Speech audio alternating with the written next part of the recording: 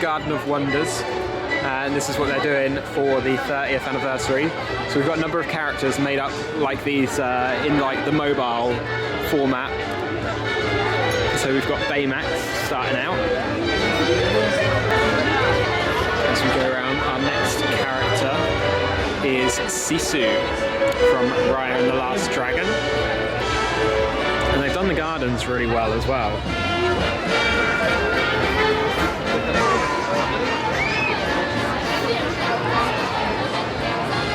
And then next up we've got Mushu from Mulan, of course.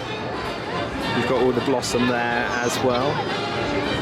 And they're all kind of like they're the Mushu here is kind of spiralized, kind of looks like a curl. Quite cool. So moving round. Next, we haven't necessarily got a character on this one, but we know what this is. This is Moana of Motunui. So not a character per se like we see with the others, but you've got her ship, you've got the ocean, and then you've got some hair up there on the top as well. So moving around, next character we see is Ariel, and she's been encircled by a number of fish. I'll step back so you guys can see the base that these mobiles are on. And then finally in this section, we've got the Finding Nemo one. So there you can see Nemo, Dory, Marlin, on a base of coral. So it's really cool how they've done this. So the next section, we see Experiment 626, Stitch. Circling with his palm tree, on his surfboards. He's having a wave of a time. Come across, and we've got Eva. Come across, and we've got Eva. So she's got the planets there at the top. And life growing out the bottom because of the symbol of the plant from Wall-E. That was like the sacred symbol in the film. Next in this section, we've got our little green men. It's our little green aliens circling at the top in their little saucers.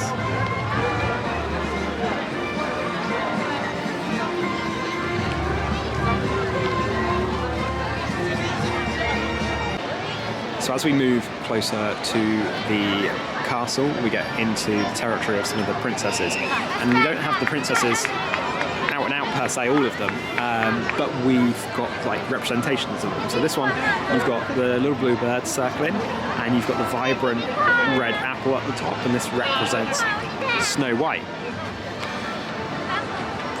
So as we walk around and we make our way closer towards the castle, we find our next sculpture. And here we've got the owl, a number of woodland animals, and this is Aurora.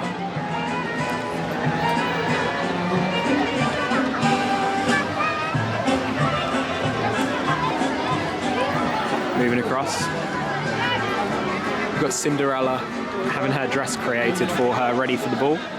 You got the glass slippers up the top there as well.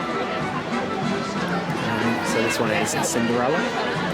So we make our way across the castle to the other side. You see a couple more princesses here.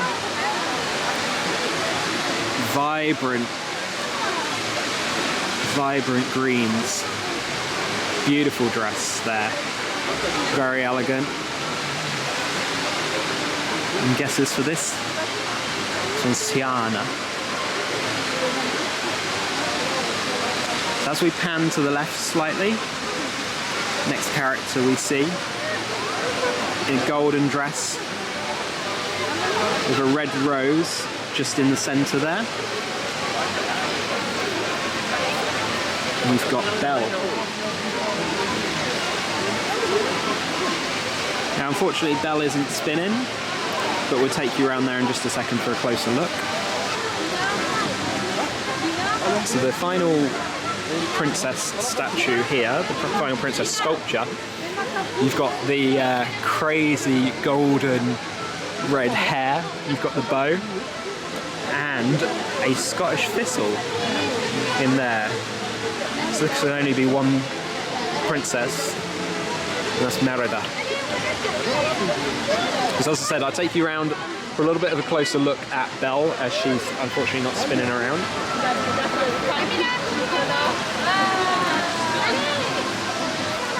You see the rose just in the centre of her dress there.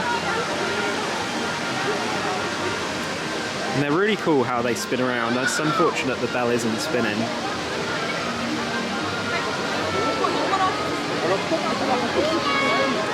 So as we pan left from the castle, this is where we get into the villains. So here with the wings and the purple dress, purple blue dress, the horns, we've got Maleficent.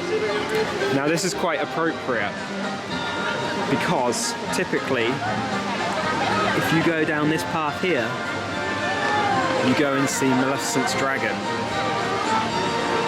So it's very appropriate to have her there. And we all know who this is. With her electric eels there, her outstretched arms and those huge lips.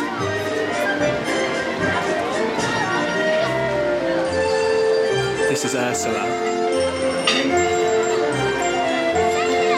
We have actually just spotted on Maleficent, if you look very closely here, you've got the dragon actually at the base of her dress. What a neat design that is. Very cool design, good little touch there.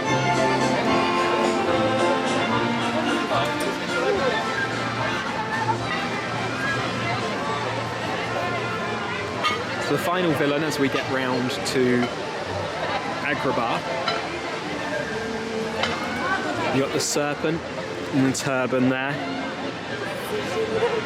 And those evil, evil looking eyebrows. You got Jafar. And again, the appropriateness of this is we've got Agrabah just over there to the left. So Jafar is situated right there next to Agrabah. So next up here, just across from Jafar, we were there just a second ago. As we said, we've got Agrabah to the left of Jafar. So it's only appropriate that we have the Genie next, right? Very cool, very cool. The way the Genie has been done, the slight smirk on his face there. We zoom in so you can see his face. Very cool. And we were just thinking actually, this is quite a magical section. So here you've got the three fairies.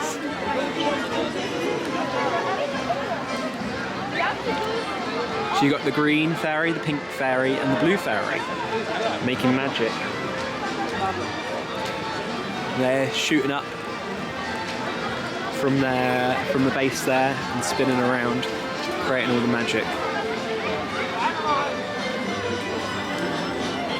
And it wouldn't be magic without this girl. Tinkerbell herself.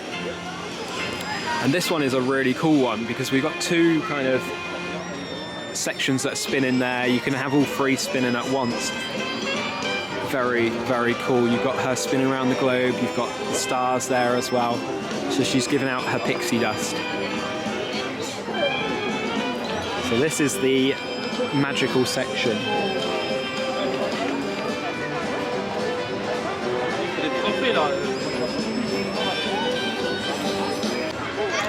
So So the next section we've got a few little sidekick animals, let's say. I don't know if sidekick's necessarily the right word for one or two of these, but here we've got Timon on top and Pumbaa down the bottom, looking very happy indeed, searching for his grubs. Very Timon up there is looking very, very fly. So we move across. We've got Russell and Carl's favourite friend. We've got Kevin the girl. Very happy to have friends. Having met them way in the jungle. And then when I say sidekicks, this is why I wasn't too sure, because we've got Car from Jungle Book here. Now Car wasn't necessarily a nice sidekick for them to have, so do you really want him to be a sidekick? But this is really cool because he's climbing the tree there. The way they've got them to spin around is really cool because they've got little areas and little parts of the mobiles that catch. So here on Car you've got like the spines or the scales on the snake that catch the wind as it goes round, and that's what pushes it around. It's very ingenious design. So next up we've got Pocahontas's favourite friend, Miko, the little trash panda. He looks shocked. He looks shocked that there's a little bird circling him. So surprised by it all.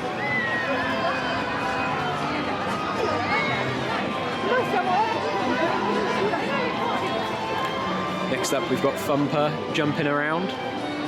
What I'm assuming is Thumper anyway. Maybe this is done so it looks like he's hopping around, because you've got a few of him. He's hopping, chasing the carrot around.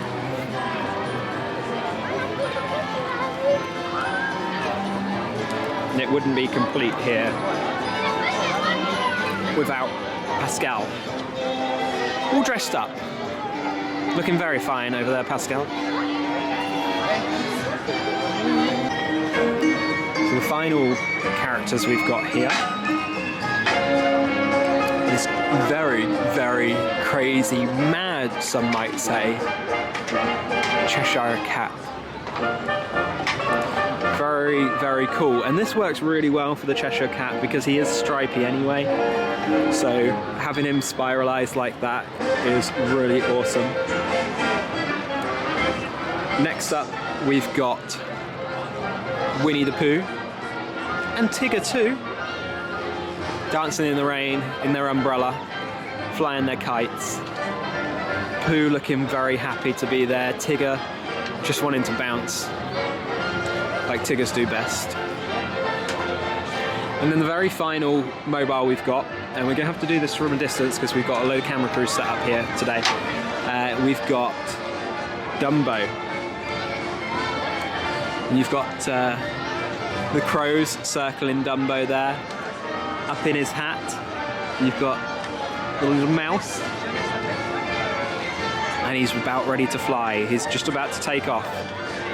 So that is the full Garden of Wonders here at Disneyland Paris Resort for the 30th anniversary of the resort. Hopefully you enjoyed taking a look through that. If you did enjoy it, hit the thumbs up. I do appreciate it. It does help us out a lot. It'd be great if you could hit the subscribe button and the bell icon to be notified when we post all new videos. We'll see you on the other side. Thanks.